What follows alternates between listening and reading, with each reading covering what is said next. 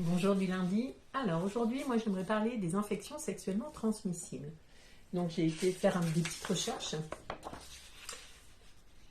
Et donc chaque jour, dans le monde, sur notre planète, il y a plus d'1 million de personnes qui contractent une infection sexuellement transmissible.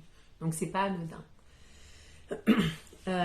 Chaque année, donc je vous lis, donc ça vient de l'OMS, 375 millions de personnes donc, contactent une des 4 IST qui est le plus commune. Donc on a le chlamydia, gonorrhée, syphilis, trichomonase. Donc on va voir tout de suite après. Il y a à peu près donc 500 millions de personnes de 15 à 49 ans qui ont donc un herpès, un herpès sexuel, génital.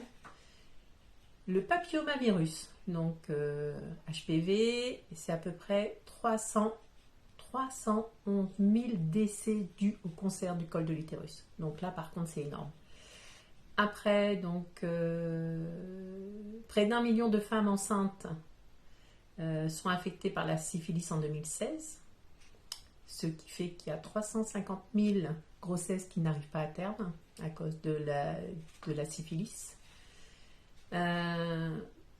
Bien sûr, toutes ces IST, donc il y aura une conséquence directe sur la santé sexuelle et reproductive, sur la stérilité, sur des cancers et des complications de grossesse. Donc c'était pour moi important qu'on parle là-dessus.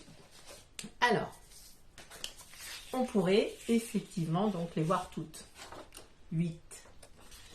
Alors, il y en a des particulières, mais moi, c'est pas vraiment mon objectif. Mon objectif, c'est pas de faire un cours là-dessus. C'est de se rendre compte, par notre auto-observation, qu'on soit un homme ou une femme, le fait de s'observer au quotidien fait que on va s'apercevoir qu'il y a quelque chose qui est étrange. Un garçon, quand il fait pipi, que ça brûle, il n'y a pas 36 000 solutions. Soit il a donc un problème avec l'urine, soit c'est un problème donc avec la sexualité.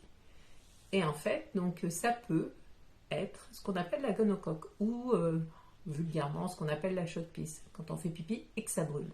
Là, c'est pas normal. Un écoulement qui sort de la verge comme du pu, c'est pas normal. Donc là, on va consulter. Et peu importe comment ça s'appelle cette maladie, qu'est-ce qu'on s'en fout? On s'en fout en fait. Nous, qu'est-ce qu'il y a? C'est pas normal, je consulte. Qu'est-ce que je peux utiliser comme moyen et surtout aller prévenir notre compagne ou notre compagnon. Les chlamydia, en fait, il n'y a pas de symptômes. On va avoir des douleurs abdominales, on peut avoir de la fièvre, mais pas plus que ça, quoi. Et pourtant, on risque de stérilité. Donc, il y a des choses comme ça, c'est pas anodin. La syphilis, ce qu'on disait tout à l'heure, qui fait qu'il y a quand même beaucoup de grossesses qui n'arrivent pas à terme. Ça fait des chancres, comme des petites plaies au niveau du sexe, avec un gonflement des ganglions lymphatiques. Et ça peut après faire une roséole sur tout le corps entier. Et conséquence, c'est des problèmes neurologiques, cardiovasculaires, et ça peut atteindre le nourrisson.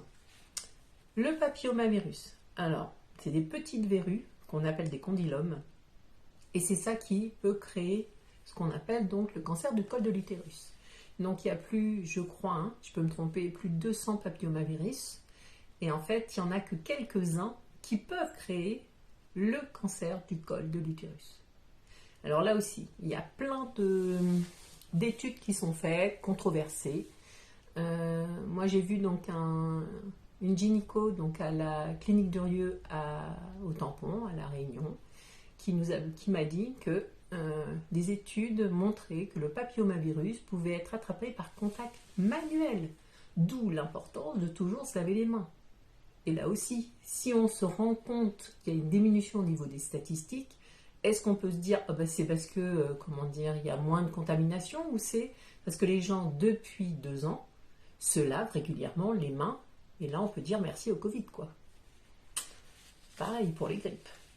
L'hépatite B, donc en fait là ça va aller toucher le foie, on peut avoir une cirrhose et on va avoir le teint jaunâtre, une grande fatigue, de la fièvre. L'herpès génital, là aussi c'est comme des petites bulles, des boutons en forme de bulles sur les organes génitaux.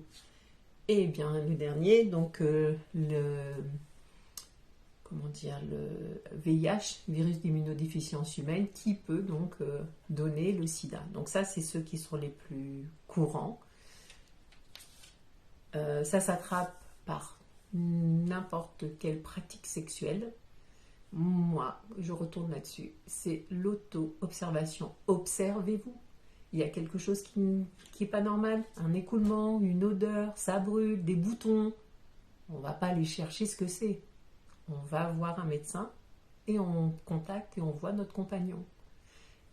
Et puis donc quand on a des compagnons multiples, ben on a donc, alors c'est que 70% je crois, hein, c'est les deux préservatifs, préservatif féminin et le préservatif masculin, qui permettent quand même d'éviter tout ça.